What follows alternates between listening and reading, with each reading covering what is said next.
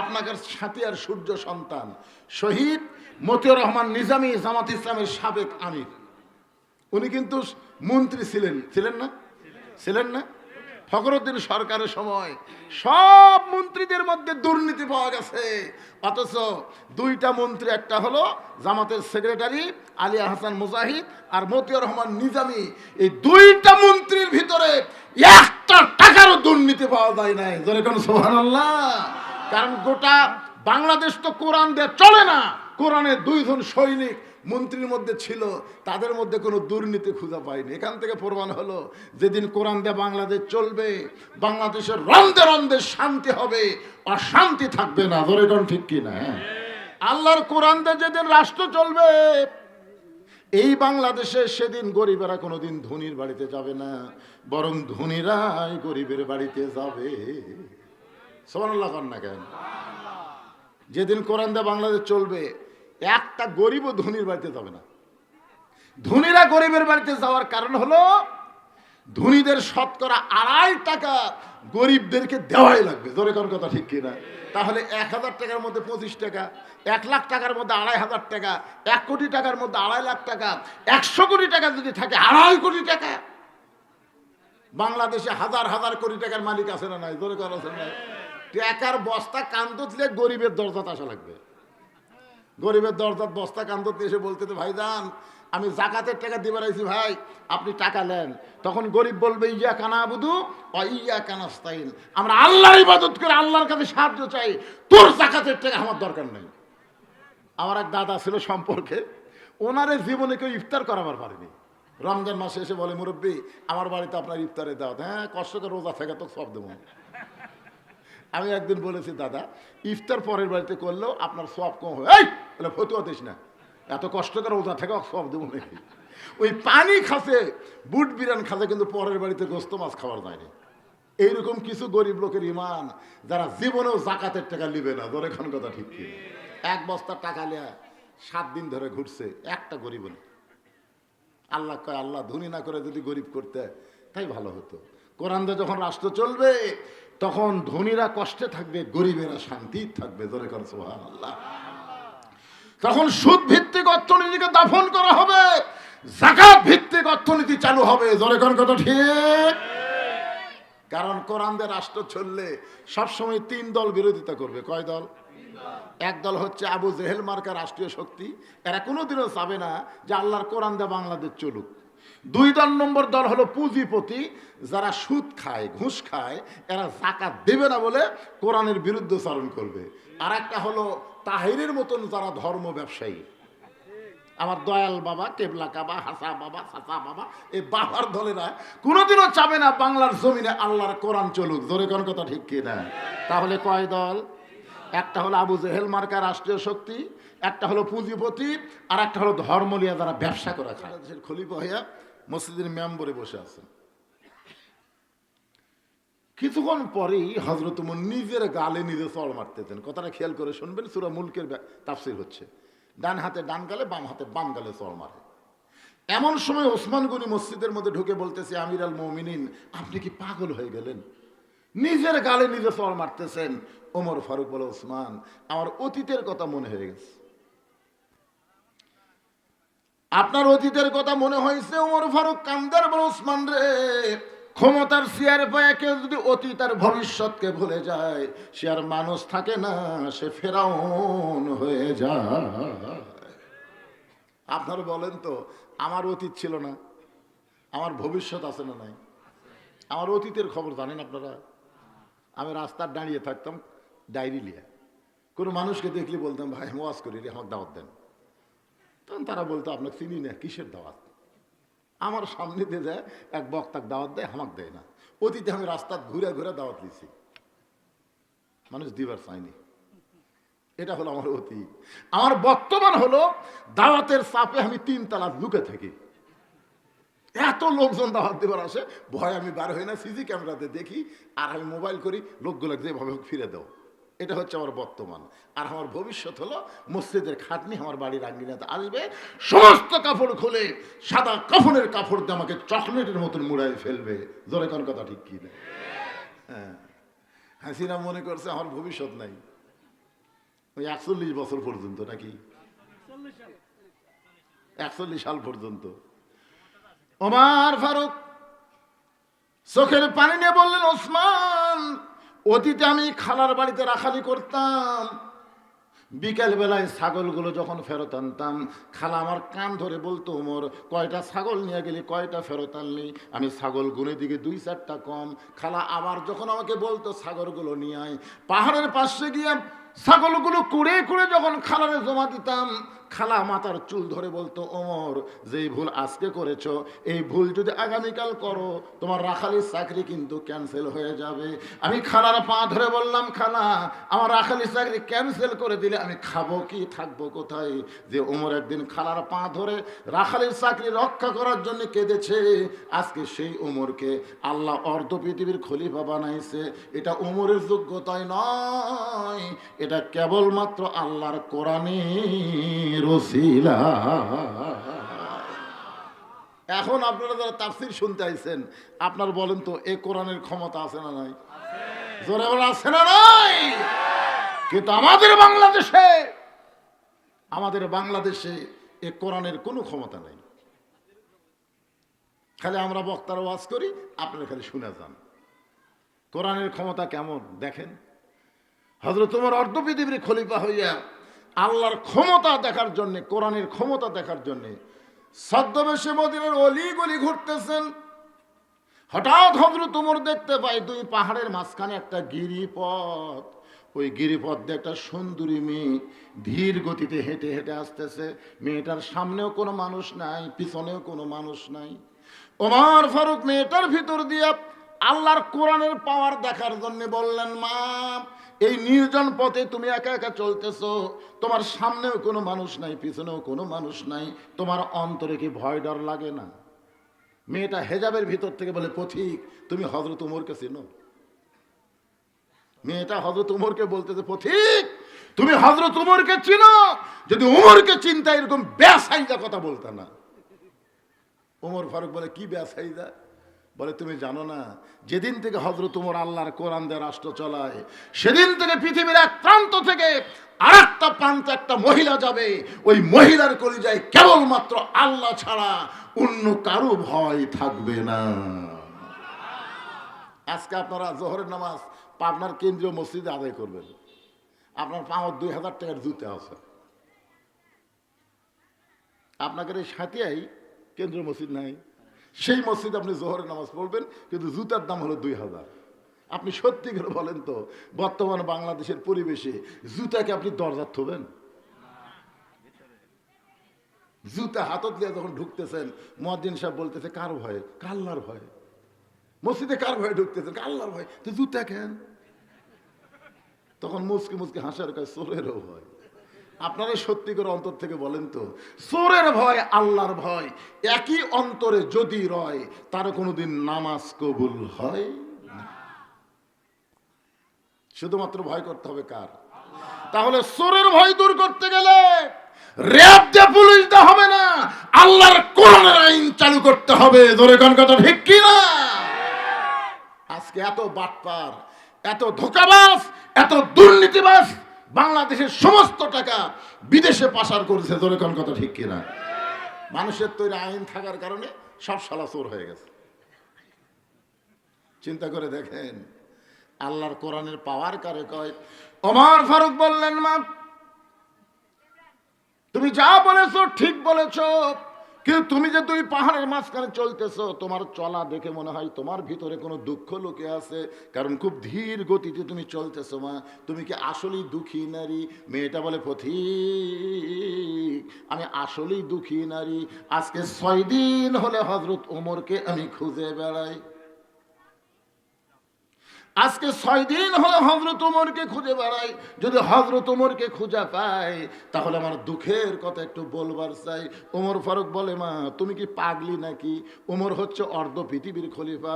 ওমরকে যদি খুঁজবার চাও, তাহলে বঙ্গভবনে যাও, গণভবনে যাও, সংসদ ভবনে যাও। এইগুলো ভবনে না গিয়া 2 পাহাড়ের মাঝখানে তুমি ওমরকে খুঁজতেছো। ওমর কি গরু ছাগল নাকি যে 2 পাহাড়ের মাঝখানে ওমরকে পাবে? মেয়েটা বলে, পথিক রে, আল্লাহর কোরআন দিয়ে যখন রাষ্ট্র চলবে তখন নেতা খোঁজা লাগবে না, নেতারাই দুঃখী মানুষকে খুঁজে বেড়াবে। উমরকে খুঁজতে আমার সংসদ ভবনে, গণভবনে যাওয়া লাগবে না। কোরআন দিয়ে যখন রাষ্ট্র চলবে তখন নেতারাই দুঃখী মানুষকে খুঁজে বেড়াবে। আজকে আমাদের নেতাগুলো খালি ভোটের আগে আসে, ভোট হয়ে গেলে এক শালা নেতার খোঁজ নেই। জোরে কথা কন না কেন? আল্লাহ কোরআনে বলেছেন, আর আইতাল্লাযী ইউকাযযিবু বিদ্দীন, এই হলো ধর্মের নামে সবচাইতে বড় মিথ্যাবাদী।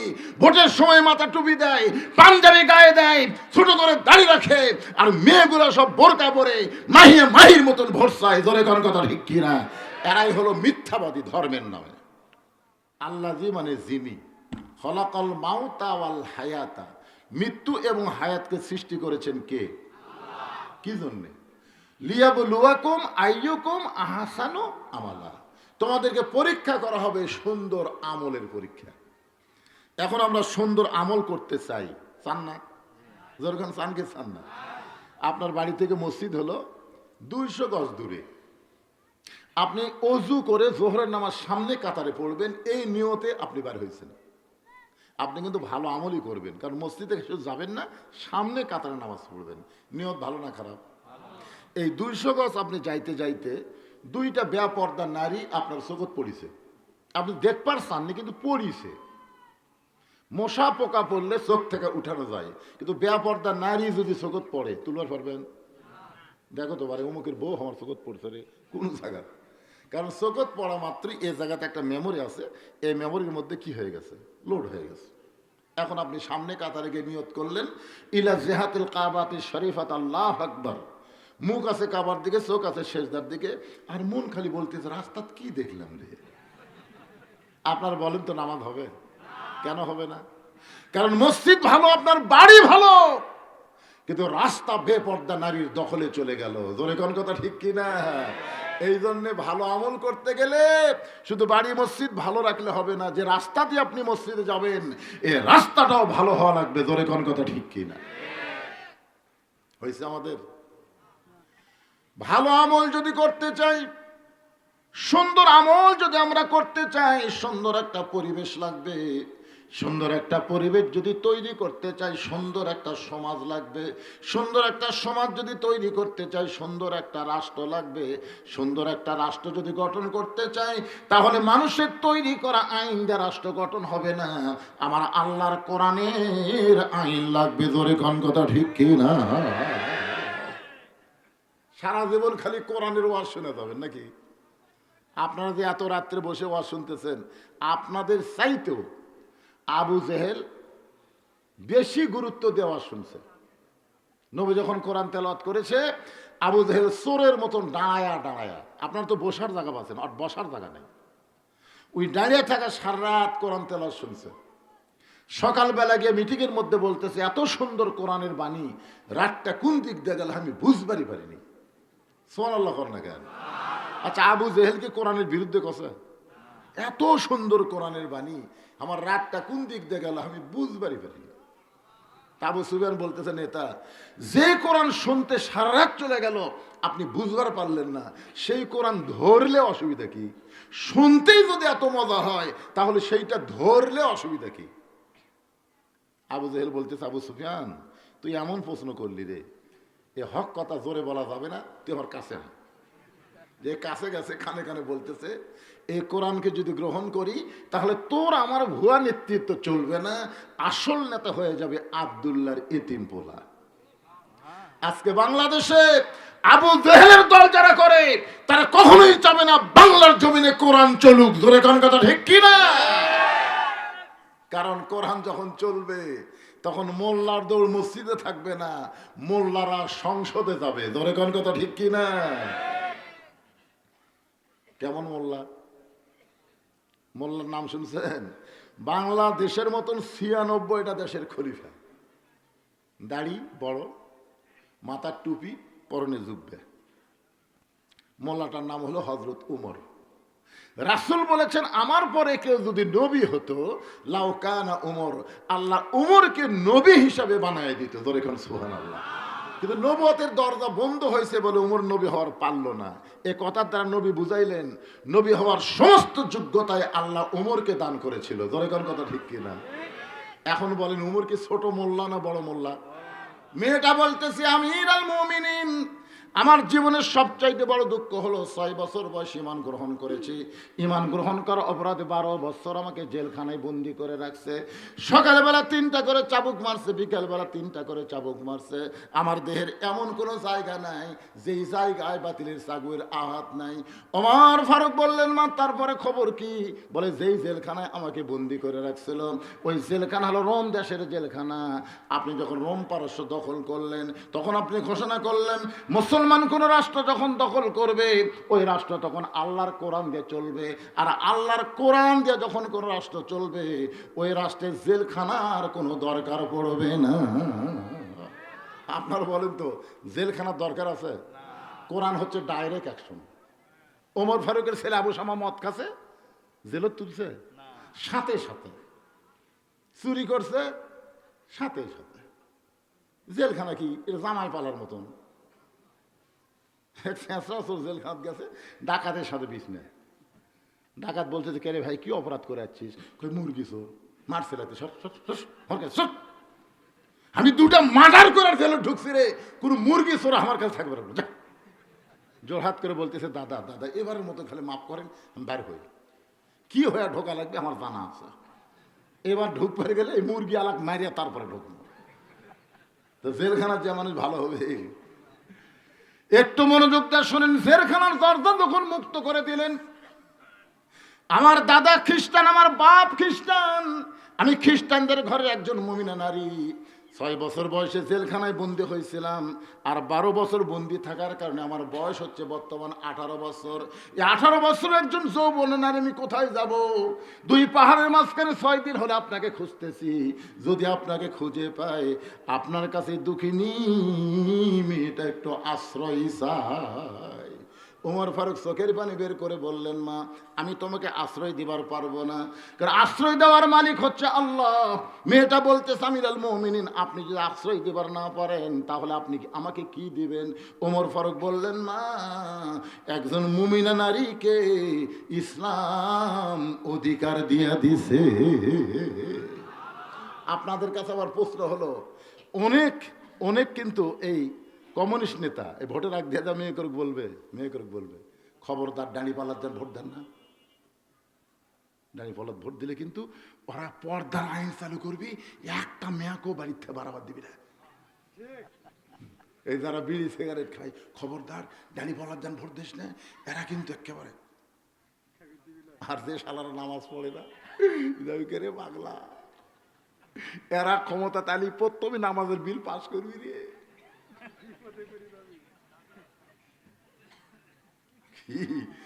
এমন ভাবে ভাবে কথা বলে আপনাকে যেভাবে হোক অন্য মার্কাত ভোট লিয়ে দেবে। তোর এখন কথা ঠিক কিনা? আরে নাঙ্গল দিয়ে ধানের আবাদ হয়েছে পাগলা, এখন ধান কাটা নৌকাত করে আমরা নদী পার হচ্ছি, নদী পার হয়ে দাঁড়ি পল্লা দিয়ে ধান মাপা লাগবে। তোর এখন কথা ঠিক কিনা? সব কিছু দেখা শেষ, আগামীতে দেখবো আমরা আল্লাহর কোরআনের বাংলা। এরকম ভুল যদি কেউ বুঝায় আপনারা সেতে খুশি হবেন না ভাই, ওটা আপনার বেজার হয়ে যাবেন। কারণ মরা যখন লাগবে আমার ঈমানকে দুরস্ত করে ইয়াকিনের পর্যায়ে পৌঁছে গিয়া দুনিয়া থেকে আমি জান্নাত দেখে বিদায় হব। জোরে কোন কথা ঠিক কি না? আল্লাহ কোরআন কারিমের মধ্যে বলতেছেন ইয়া আইয়ুহাল্লাযীনা আমানু তাকুল্লাহা হাক্কা তুকাতিহি ওয়া লা তামুতুন্না ইল্লা ওয়া আনতুম মুসলিমুন। কেরে এই 4 জন একসাথে উঠলো, এরা কোন দলের? না না পেশাবের আবার জামাত আছে,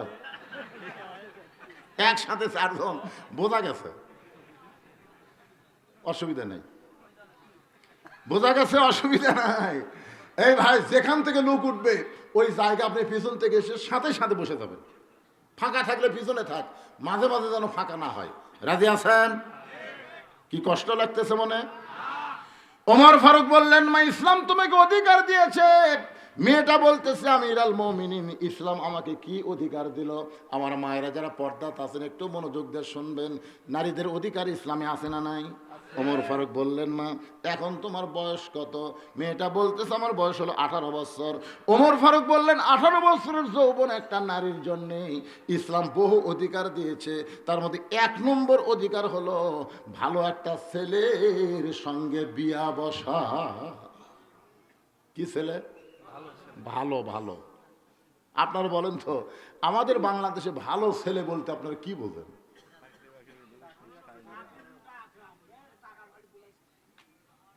এটাই ভালো? ভালো ছেলে বলতে মেয়ের বাপেদের বুঝতে হবে, যেই ছেলে বিবাহে মোহর না নগদ দেয়, 1 টাকাও যৌতুক লাই না, ডিমান্ড করে না, এরাই হলো ভালো ছেলে। ধরে কার কথা ঠিক কি না? যেই ছেলে 5 ওয়াক্ত নামাজ জামাতে আদায় করে, দাড়ি হওয়ার সাথে সাথে দাড়ি থুয়ে দিছে, মাথার সুন্নতি টুপি মাঝে মধ্যে পরে, খুব খারাপ লাগে, ছেলেটা খুব খারাপ।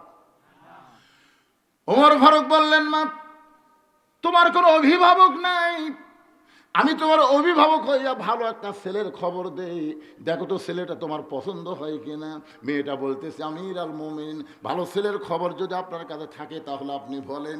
ওমর ফারুক বললেন, মা ছেলেটার নাম হলো আব্দুল্লাহ, ছেলেটার যোগ্যতা হলো 30 পারা কোরআনের হাফেজ, ছেলেটা 6 লক্ষ হাদিসের হাফেজ, ছেলেটার বাপের নাম হলো ওমর, বয়স হলো 22 বছর, 6 ফুট 2 ইঞ্চি লম্বা, গায়ের রং হলো ফর্সা চাঁদের মতন চেহারা। আমার আব্দুল্লাহর সঙ্গে তোমার বিয়েটা দিয়ে তোমাকে আমার বৌমা বানায়া আমার বাড়িতেই তোমাকে অধিকার দিবার চাই। মেয়েটা হেজাবের ভিতর থেকে মুচকি মুচকি হাসতেছে। ওমর ফারুক বলে, মা তোমার ভিতর থেকে হাসির শব্দ শুনতে পাই। মেয়েটা বলতেছে আমিরাল মুমিনিন, আপনি কিন্তু বলেছেন আমার অধিকার হলো ভালো একটা ছেলের সঙ্গে বিয়ে বসা, আপনি যেই ছেলেটার নাম বললেন এই আব্দুল্লাহর চাইতে ভালো ছেলে কি দুনিয়াতে নাই? ওমর ফারুক বললেন, মা আমার 2 চোখে আমার ছেলের চাইতে ভালো ছেলে তো চোখত পড়ে না। মেয়েটা বলতে, তাহলে শোনেন, আমার কাছে একটা ছেলের খবর আছে, ছেলেটার নাম হলো হোসাইন, নানার নাম হলো মুহাম্মদ রাসূলুল্লাহ, সকলে বলি সাল্লাল্লাহু আলাইহি সাল্লাম, মায়ের নাম হলো ফাতেমা আর বাবার নাম হলো হযরত আলী। এখন আপনি বলেন, আপনার আব্দুল্লাহ আর আমার করা হোসাইন, পছন্দ করা হোসাইন, এই 2 ছেলের মধ্যে ভালো কে? ওমর ফারুক বললেন, সাইদুর স্বভাবে আহলুল জান্নাহ হাসান ও হোসাইন রাদিয়াল্লাহু তাআলা। এই দুনিয়াতে যত ছেলে আছে মা, হাসান হোসেনের চাইতে ভালো ছেলে আর একটাও নাই। যেরকম সুবহানাল্লাহ।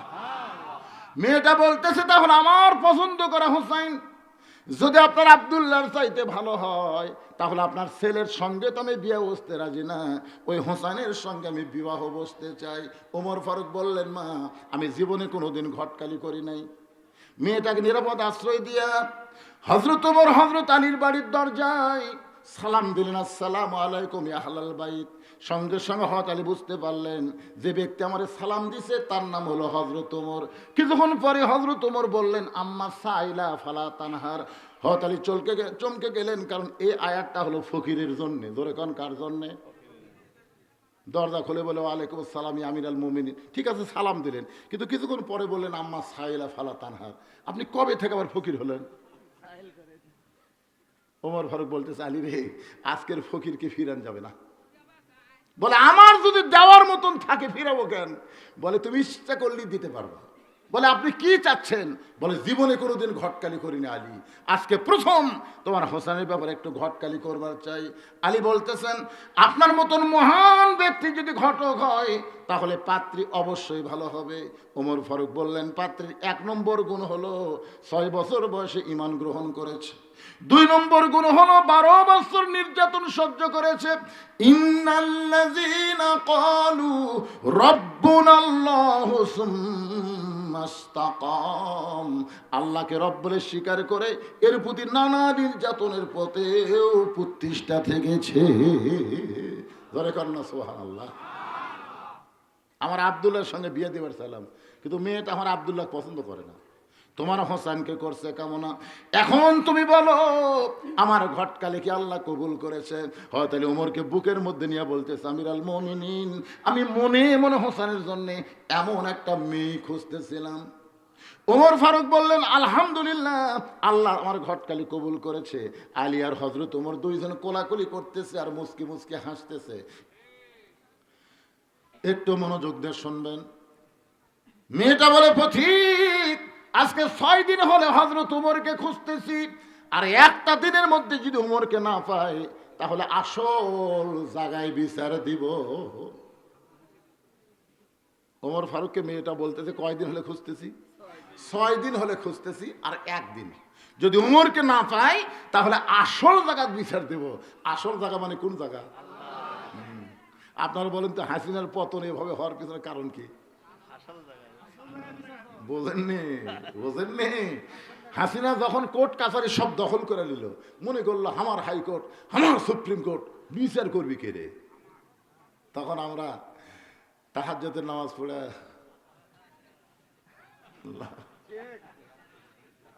চোখের পানি ফেলে এমন কান্দা কান্দিছে, আল্লাহ কয় ধরি না আজকে এমন ধর্ম তো কার ছাড়বো না। ধরে কোন কথা ঠিক? এই জন্য আপনারা আসল জায়গায় বিচার দিবেন। আমাকে চিনিস? এরকম আমার এলাকায় চিনিস?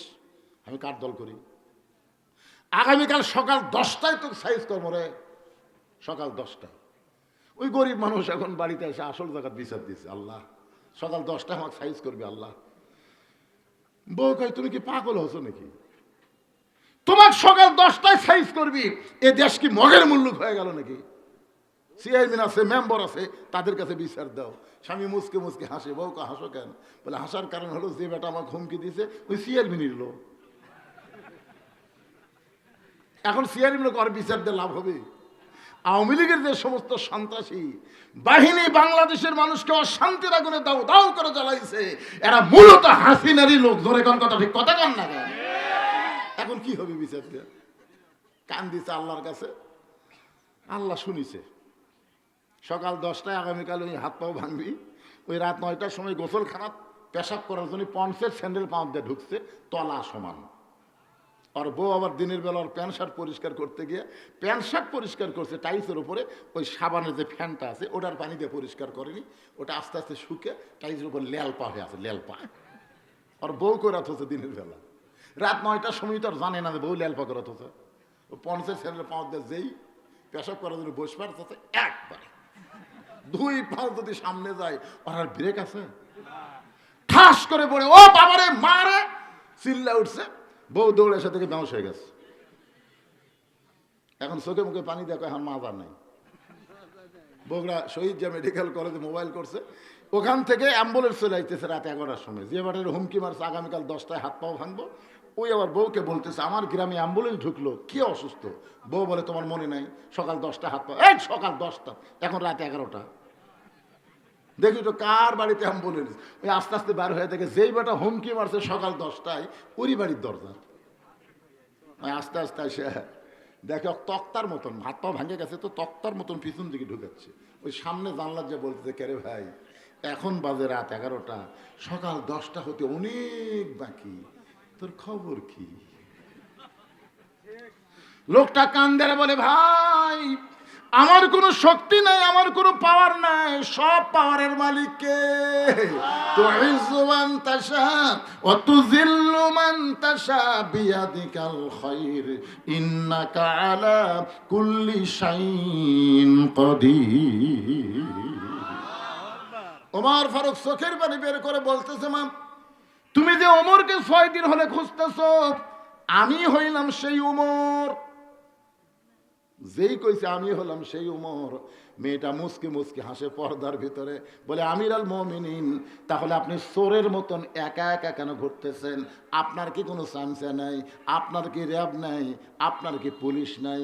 বাংলাদেশের মতন 96টা দেশের খলিফা, অর্ধ পৃথিবীর খলিফা হইয়া আপনি চোরের মতন একা একা ঘুরতেছেন, আপনার কি কোনো চামচা নাই? জরিকন কি নাই?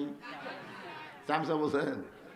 কোরআন দিয়ে যখন রাষ্ট্র চলবে তখন কোন নেতার চামচা আপনারা খুঁজে পাবেন না।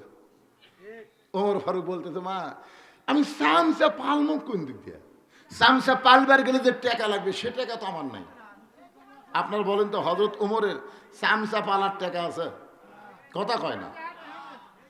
জুমার দিনে হযরত উমর যখন খুতবা দিবেন, মাঝখান থেকে একজন সাহাবী দাঁড়িয়ে বলতেছে, ইয়া আমিরুল মুমিনিন, আপনার খুতবা শুনবো না। ওমর ফারুক বলতেছে, আমার অপরাধ কি? বলে, আমাদেরকে খাটো পাঞ্জাবি দিয়া আপনি লম্বা জুব্বা পরে খুতবা দিচ্ছেন। আপনি লম্বা জুব্বা কোথায় পাইলেন? যতক্ষণ না বলবেন ততক্ষণ আপনার খুতবা শুনবো না। ওমর ফারুক ছোট বাচ্চার মতন যখন কাঁদতেছে, এমন সময় আব্দুল্লাহ ইবনে ওমর বাবার পাশে দাঁড়ায় বলে, রে নবীর সাহাবীরা, তোমরা খাটো পাঞ্জাবি হলেও তো নতুন কাপড় পরে নামাজ পড়তে আইছো। আমার পরনে তাকায় দেখো, আমার পরে নতুন কোনো কাপড় নাই। ওসমান গনি বলে, আব্দুল্লাহ, আজকে জুমার দিনে নতুন কাপড় না পরে তুমি পুরাতন কাপড় কেন পরে নামাজ পড়তে আইছো? আব্দুল্লাহ বলতেছে, আমি যদি নতুন কাপড় আজকে পরতে চাইতাম তাহলে আমার বাবার জুব্বা লম্বা হতো না। দুনিয়ার সবাই যখন ঘুমাইছিল, আমার বাবা চুপি চুপি আমার দরজাত গিয়ে বলে, আব্দুল্লাহ রে, বাইতুল মাল থেকে এই পাঞ্জাবিটা আমারে দিছে বাবা, এই খাটো পাঞ্জাবি গায়ে আগামীকাল জুব্বা খুতবা কেমনে দিব? তোর পাঞ্জাবিটা আমাকে দান করে দে। আব্দুল্লাহ বলে, বাবার চোখের পানির কাছে আমার নতুন পাঞ্জাবি যখন দান করে দিলাম, বাবার পাঞ্জাবি আমার পাঞ্জাবি একত্র করে বাবা লম্বা জুব্বা বানায় খুতবা দেয়। এখন বলো, বাবার খুতবা শোনা যায় কি না যায়? সমস্ত সাহাবীরা চিল্লায় বলে, আল্লাহ, তোমার কোরআন দিয়ে যখন রাষ্ট্র চলবে, মুসলমানেরা এমন ভালো মানুষকে নেতা হিসাবে দেখতে পাবে।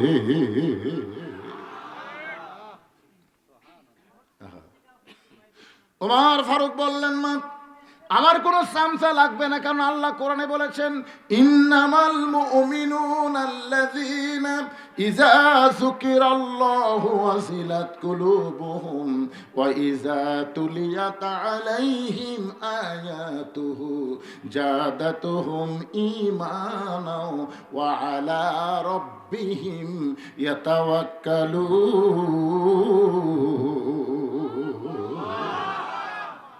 এখন তোমার কাছে জানতে চাই, মা, তুমি যে 6 দিন হলে ওমরকে খুঁজতেছো, এই খোঁজার কারণ কি?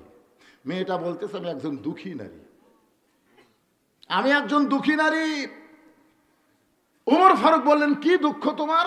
বলে, আমার জীবনের সবচাইতে বড় দুঃখ হলো আমি 6 বছর বয়সে ঈমান গ্রহণ করেছি। শুধুমাত্র ঈমান গ্রহণ করার অপরাধে বাতিল সরকার আমাকে 12 বছর জেলখানায় বন্দি করে রাখছে, শুধুমাত্র ঈমান গ্রহণ। আল্লামা সাঈদীর হুজুরের কি অপরাধ? বলেন, কি অপরাধ? নিজামী সাহেবের কি অপরাধ? এখনো বোঝেননি যে ওনাদের একটাই অপরাধ, ওনারা কোরআনের পক্ষের সৈনিক। জোরে কোন কথা ঠিক কিনা? একটাই অপরাধ ভাই, কারণ ওরা চায় না বাংলার মুসলমান ঈমান নিয়ে কবরে যাক। ওরা চায় সব করা না। আল্লাহর পরে কাউকে যদি সেজদা দেওয়ার হুকুম থাকে, তাহলে প্রত্যেকটা বউকে বলতাম, স্বামীর পায়ে সেজদা করো। ও বাবা, আল্লাহর পরেই মেয়ে মানুষের কাছে সবচাইতে দামি ওই ব্যক্তি হলো তার স্বামী। আর আপনি আমার স্বামীর বিরুদ্ধে আল্লাহর কাছে বলেন, আমার স্বামীর বিরুদ্ধে আল্লাহর কাছে বলেন, দরকার হলে না খায়া থাকবো বাবা, কিন্তু আর কোনোদিন আপনার কাছে সাহায্য চাবো না। হযরত আলীর চোখ দিয়ে দর দর করে পানি পড়তেছে যে আমি আমার বউকে পুরাপুরি চিনতে পারি নাই। আর হযরত ওমর জিব্বাত কামড় খাইছে, কারণ হলো ফাতেমা হলো এমন একটা পর্দানিশী নারী, দুনিয়ার কেউ তাকে চিনতে পারে না, তবে জানবার পারে। যেরকম আমরা জানি সাইয়্যিদাতুন নিসা আহলেল জান্নাহ, জান্নাতি নারীদের নেত্রী হবে ফাতেমা। আপনারা জানেন না? প্রত্যেক জুমায় ইমাম সাহেব শুনাই না, সাইয়্যিদাতুন নিসা আহলেল জান্নাহ ফাতেমা তো জোহরা। আমরা জানি নবীর কলিজার টুকরা ফাতেমা, আমরা জানি হাসান হোসেনের মা, আমরা জানি। কিন্তু আমরা যদি বলি ফাতেমা আমরা চিনি, এটা উত্তর হবে? ওমর ফারুক জিব্বাত কামড় দিয়ে বসে আছে, আলীর চোখ দিয়ে পানি পড়তেছে, আর হোসেন খালি মুচকি মুচকি হাসতেছে। কিছুক্ষণ পরে মেয়েটা বলে, হোসাইন, আপনি যে প্রশ্ন করলেন আমার মাকে জানো? আমি উত্তর দিলাম, খুবই জল আছে। আল্লামা আহমদ শফি রহমতুল্লাহ আলাইহি পর্যন্ত এই শালা মেয়া তিতুল হুজুর কাছে, জোরে কোন ঠিক কিনা? এর নাম হলো মমতাজ। আজকে মমতাজের খবর কি? আজকে মমতাজ ধরা কাছে রাজনীতি না করাই ভালো হয়েছিল। কে তুই গান করছিল? কি হচ্ছে? ওই শালিদা সংসদের মধ্যে যাও শুরু করছে। কেরে বাইরে গান করছো আবার সংসদের মধ্যেও, তাও হামাকের বিরুদ্ধে। ওরে শরীয়তের মৌলানা, শোনেননি আপনারা? ওরে শরীয়তের মৌলানা 14টা করলা কানা, কোরআন হলো 90 পারা, তোমরা খুঁজা পাইলা না, মনের পর্দা বড় পর্দা তেতুল হুজুর বুঝলো না। এত বড় আলেম আহমদ শফি রহমতুল্লাহ আলাইকে এই 2 টাকার মমতা তেতুল হুজুর কইছে, আর বলছে মনের পর্দা বড় পর্দা। মনের পর্দা যদি বড় পর্দা হয় তাহলে সামনে চাদর দেওয়ার কি দরকার? ওমর ফারুকের মন ভালো না খারাপ? হোসেনের মন ভালো না খারাপ? হযরত আলীর মন ভালো না খারাপ? তাহলে সামনে চাদর দিয়ে বুঝাইছে ওমর মনের পর্দা পর্দা না, পর্দা হলো আল্লাহর আইন। কেরে মায়েরা, মা, আল্লাহর কোরআন দিয়ে যখন বাংলাদেশ চলবে আপনাদেরকে তখন পর্দার ভিতরে থাকতে হবে। আল্লাহ বলেছেন ওয়াকরনা ফি বুয়ুতিকুন্না ওয়ালা তাবাররুজনা তাবাররুজাল জাহিলিয়াতিল উলা। এখন ওমর ফারুক বলে হোসাইন প্রশ্ন করো। কয় প্রশ্ন? হোসেন রাদিয়াল্লাহু দাঁড়িয়ে গেছে, দাঁড়িয়ে বলতেছে রে মেয়ে, খুব খেয়াল করে শুনবেন, একলা একলা বসে আছো তাই বলে মনে করো না তুমি একলা, আমি হোসাইন বড় একা হয়ে গেছি। ওর ফারুক কোনার ঘুতে দিয়ে বলতেছে তোমার ডান পাশে আমি বসে আছি, বাম পাশে তোমার বাপ বসে আছে, তুমি কেমনি একলা হলে?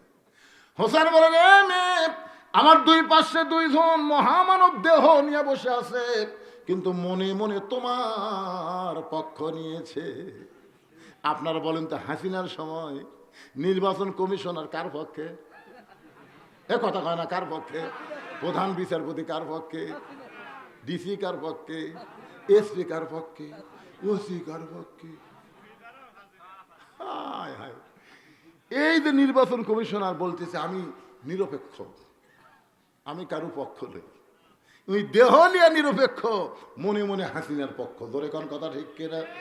হোসেন বলতেছে রে মেয়ে, দেহ নিয়ে 2 জন মহামানব আমার 2 পাশে বসে আছে, মনে মনে তোমার পক্ষ নিয়েছে।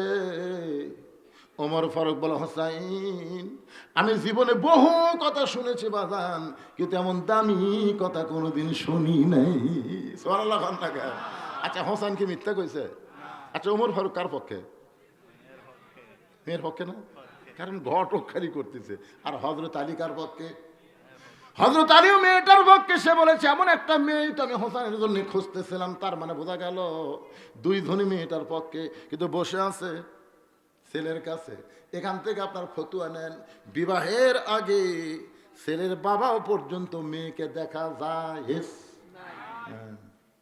আমার এলাকার এক মুরব্বী একদিন আমাকে বলতে, হুজুর এ পর্যন্ত 19টা দেখছি, এখনো পছন্দ হয় না। আমি বললাম বাবা এই বয়সে আপনি বিয়ে করবেন? 19টা দেখলেন তাও পছন্দ হয়নি। আমাকে হুজুর দেখি কয় আমার ছেলের জন্য দেখতেছি। হুজুর আপনার ছেলের জন্য আপনি 19টা দেখলেন কিভাবে? লাড়া ছেড়ে দেখছি, লাড়া ছেড়ে দেখছে, মাথার চুল লাড়িছে, হাত লাড়িছে, হাত টিপিছে, এতগুলা মেয়ে মানুষ লাড়লে ওই বুড়ার বুড়া আছে ওই লুচ্চা হয়ে গেছে। ধরে কোন কথা ঠিক কেন? ওই আরো লাড়বি, এই শালা বুড়া যদি মেয়ে দেখবে ওই আরো লাড়বি, তাও বেটাক বিয়ে করবে না। এই জন্য আমি বলতেছি ছেলেকে যদি বিয়ে করাবার চান ছেলের বাবাও দেখা যায় নাই, কারণ বিয়ের আগে ছেলের জন্যও যা, ছেলের বাবার জন্যও তাই। ধরে কোন কথা ঠিক কিনা? হ্যাঁ, শুধুমাত্র ছেলে দেখতে পারবে।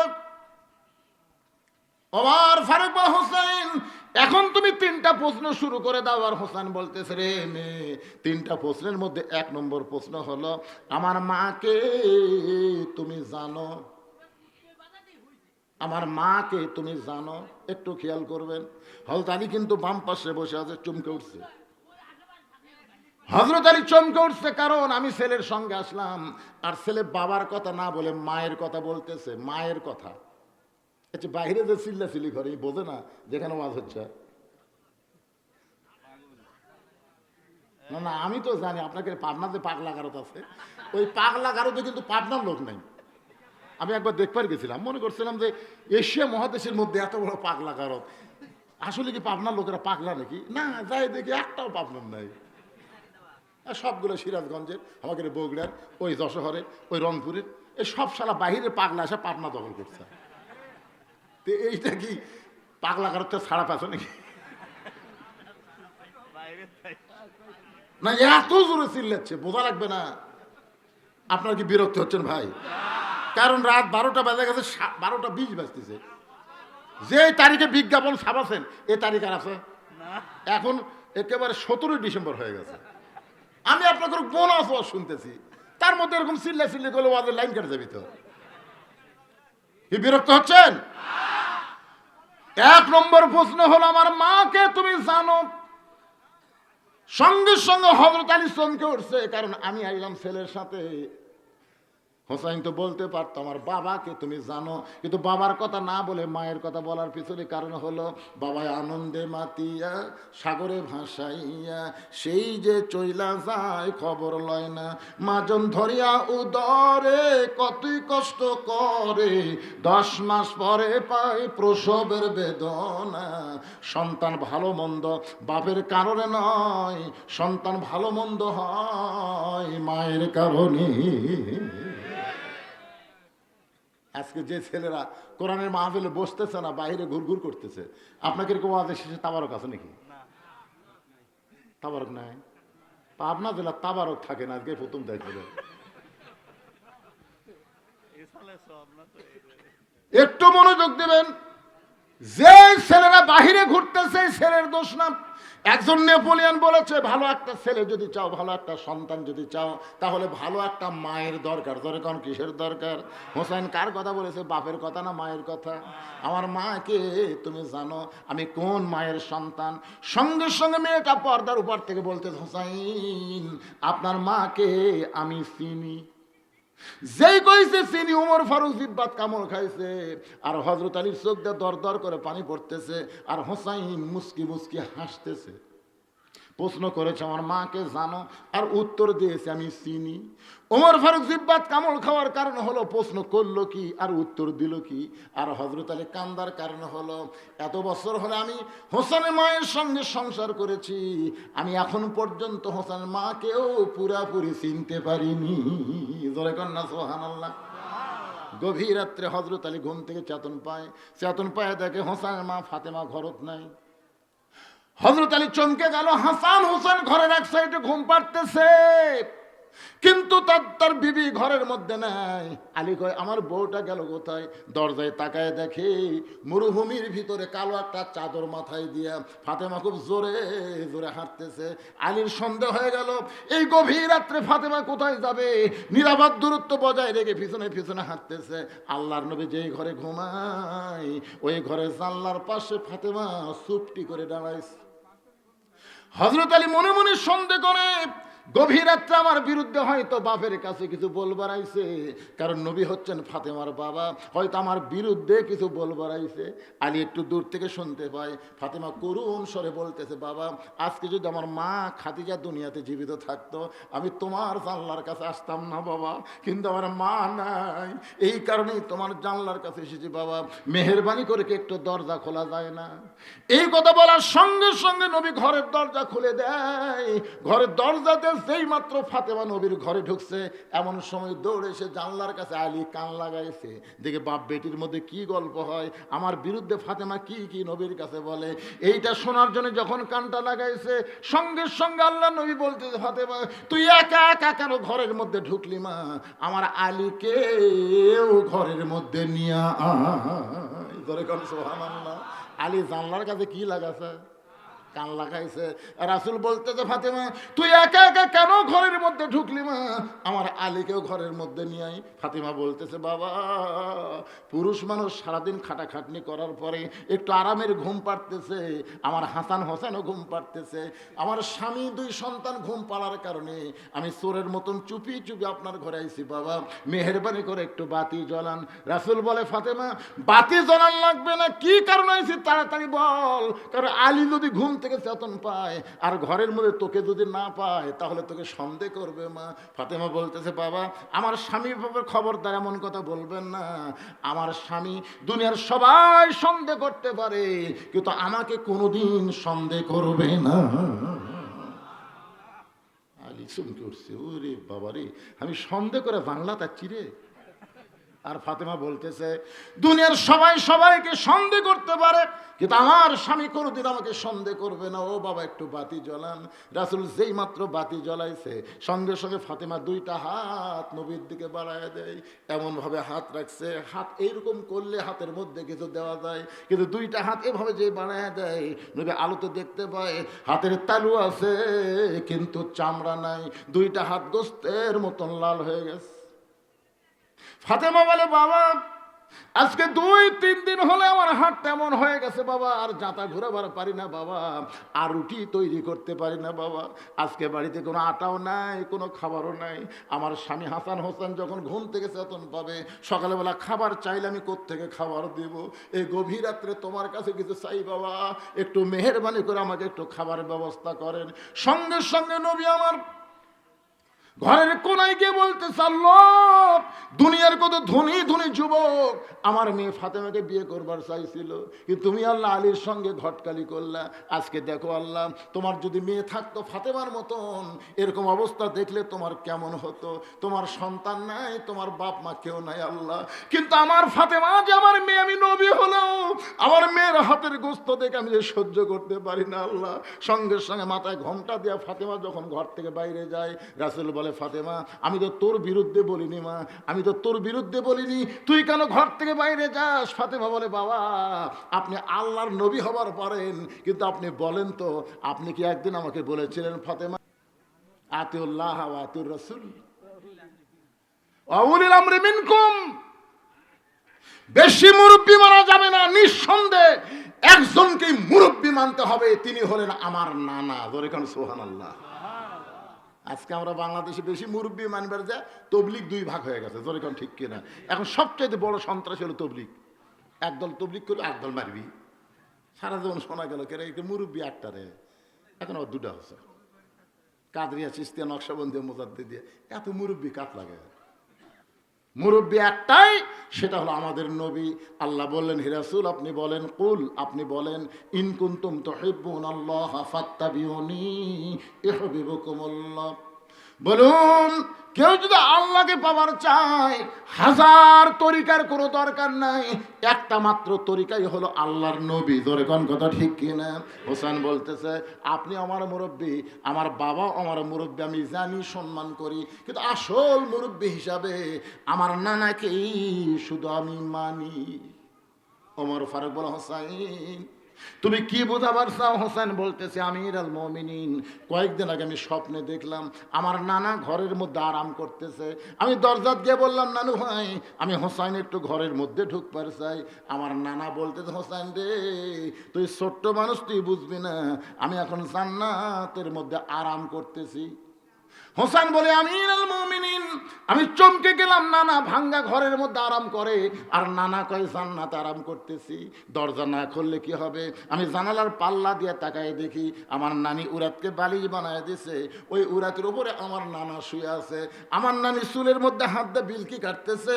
আমি রাগ করে বললাম, নানু ভাই নানির উরাতকে বালিশ বানায় শুয়ে থাকলে কি জান্নাতে থাকা যায়?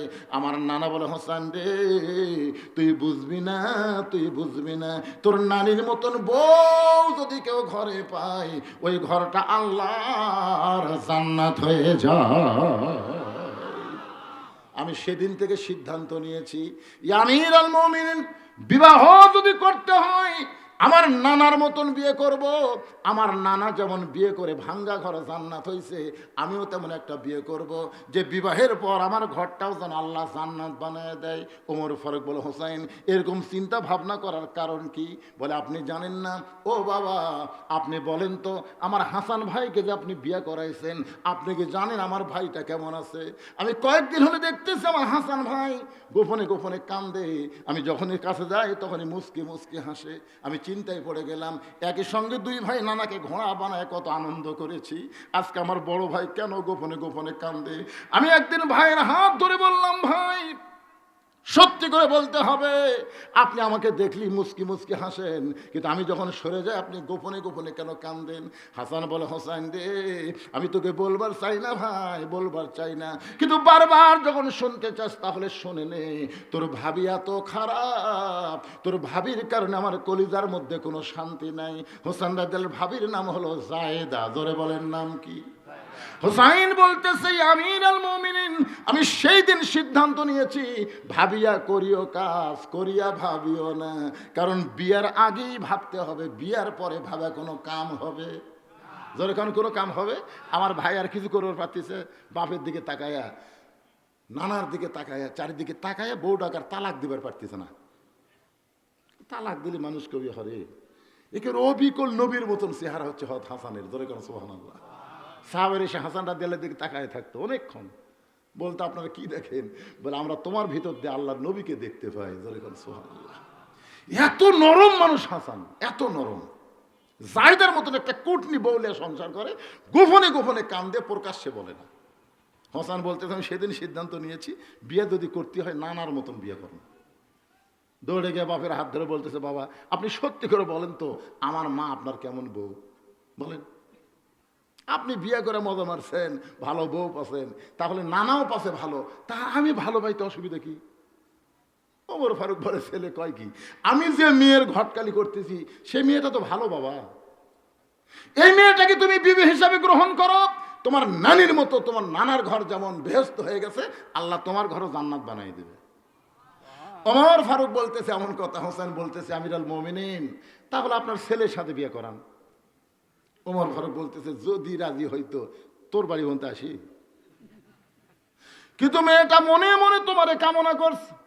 হোসাইন বলতেছে, আমিরুল মুমিনিন, আমি সিদ্ধান্ত নিয়েছি, আমি সেই মেয়েকে বিয়ে করব যে মেয়েটা আমার 3টা প্রশ্নের উত্তর দিবার পারবে। ওমর ফারুক চমকে উঠছে। কি 3টা প্রশ্ন বাবা? বলে, আপনাকে বলবো না, যাকে বিয়ে করব তার সামনে প্রশ্ন আউট হবে। ওমর ফারুক বলে, আলী রে, হোসেন যে 3টা প্রশ্ন করবে এই সম্পর্কে তোমার খবর কি? আলী বলতেছে, জীবনের প্রথম শুনলাম।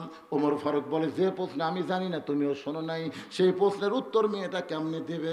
আমার ঘটকালে আল্লাহ কবুল করে নাই। কানতে কানতে মেয়েটার কাছে গিয়ে বলতেছে, মা আমার আব্দুল্লাহকে স্বামী হিসাবে গ্রহণ কর, তোর জীবন বড় শান্তিময় হয়ে যাবে। মেয়েটা বলতেছে, একটা বারের জন্য যদি বলেন হোসেনের চাইতে আব্দুল্লাহ ভালো, তাহলে আমার কোনো আপত্তি নাই। ওমর ফারুক বলে, মা কেমনে বলবো?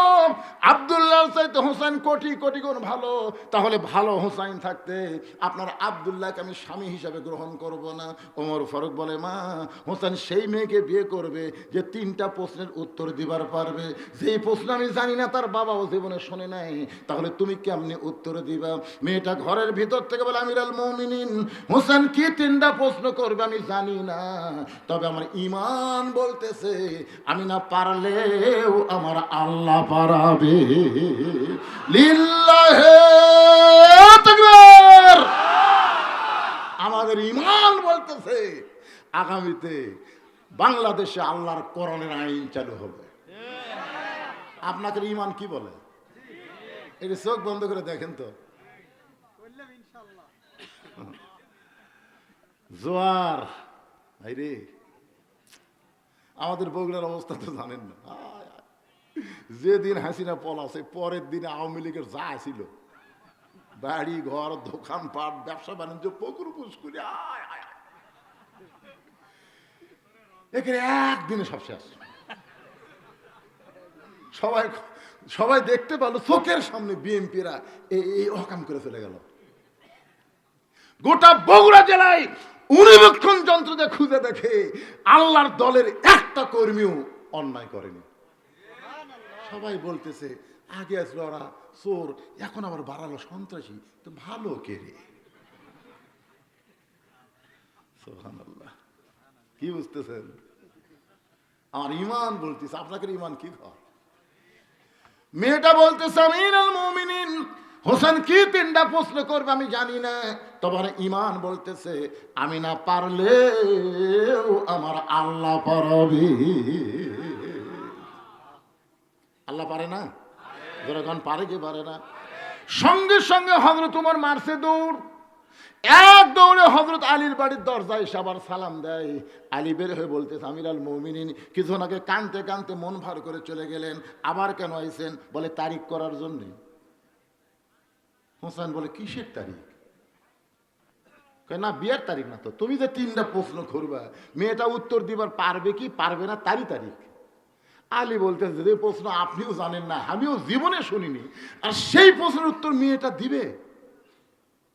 ওমর ফারুক বলে, আলী আলী, আল্লাহর প্রতি তাওয়াক্কুল করে কেউ যখন কোনো কথা বলে তখন বিশ্বাস করো সে একলা নাই, তার সঙ্গে আমার আল্লাহ আছে। জোরে কোন কথা ঠিক কিনা? আপনার আল্লাহর প্রতি একটু ভরসা করে বলেন তো, যে ভারতের বাপেরও ক্ষমতা নাই এই বাংলাদেশের মধ্যে ঢুকতে পারে। জোরে কোন কথা ঠিক কিনা? যদি ঢোকে, আমি পরশুদিন ফেসবুকে স্ট্যাটাস দিয়েছি, ভারতেরা যদি বাংলাদেশের মধ্যে ঢুকে মুসলমানদেরকে কিছু করবার চাই, আমরা ওদের নুনু বাচ্চা কাটিয়া মুসলমান বানিয়ে দেবো। জোরে কোন কথা ঠিক কিনা?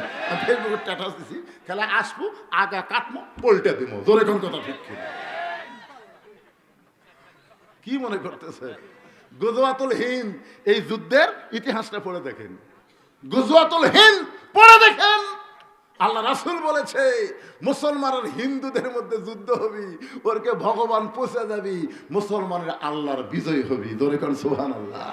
রাসূল বলেছেন এই গজওয়াতুল হিন্দে যারা শহীদ হবে, বদরের শহীদের সঙ্গে একই জান্নাতে আল্লাহ তাদের থাকতে দিবে। দরে কোন সুবহানাল্লাহ।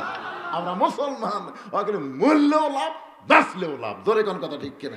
এই মালওয়ানের বাচ্চারা মরে গেলে মরা মাত্রই কাঠ। আমার পোরশা, নগার পোরশাতে এক হিন্দু আমার হাতে মুসলমান হলো। তাই বললাম, ক্যারে ভাই তুই মুসলমান হওয়ার কারণ কি? বলে এখন বাপক আগুনত পুড়িছে। আমি দেখছি একটা মুসলমান মরলে তাকে কত সুন্দর করে গোসল টোসল করে, তার কাফনের কাপড় পরে, তাকে জানাজা করে কান্দত করে যে কবর দেয়। আর আমার বাপ মরিছে, একটা মানুষ পুড়ে ফেলে দিল। এটা দেখার পরে হিন্দু ধর্ম লাত্তি দিয়ে আমি ইসলাম ধর্ম গ্রহণ করলাম। দরকার সুবহানাল্লাহ। কি বুঝতেছেন ভাই? ভারতের মধ্যে অনেক হিন্দুরা আছে, তারা খালি চান্সত আছে যে যুদ্ধ লাগলে আমরাও মুসলমান হয়ে যাবো। দরকার সুবহানাল্লাহ। আজকে কাজী ইব্রাহিম একটা স্ট্যাটাস দিছে, দেখছেন? কাজী ইব্রাহিমের নাম শুনছেন আপনারা? উনি বলছেন আল্লাহ রাসূলের হাদিস অনুযায়ী ঢাকা এবং দিল্লি মুসলমানের হবে। মুসলমান তো ঢাকা পাশে, অচিরেই মুসলমান দিল্লিও পেয়ে যাবে। আমার ঈমান বলতেছে অতি অল্প সময়ের মধ্যে আল্লাহ তাআলা ইমাম মাহদীকে দুনিয়াতে প্রেরণ করবে। সিরিয়ার আসাদ পড়ে গেছে, সিরিয়া এখন মুক্ত হয়ে গেছে। অল্প মাসের মধ্যে, 2-1 মাসের মধ্যে আপনারা শুনতে পাবেন আল্লাহ তাআলা ফিলিস্তিনদের মুসলমানকে বাইতুল মুকাদ্দাস দিয়া দিছে।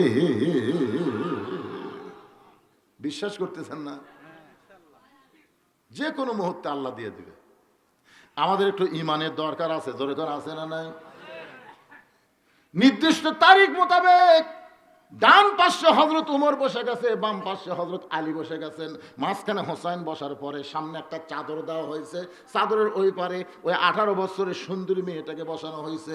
একটু মনোযোগ দিয়ে বসার কথাটা খেয়াল করবেন। ডান পাশে যিনি বসে গেছেন তার নাম হল হযরত ওমর, নাম কি? আর বাম পাশে যিনি বসেছেন তার নাম হল হযরত আলী, মাঝখানে যিনি বসে গেছেন তার নাম হল হোসাইন, আর সামনে একটা চাদর দেওয়া হয়েছে, চাদরের ওই পারে ওই 18 বছরের মেয়েটাকে বসানো হয়েছে।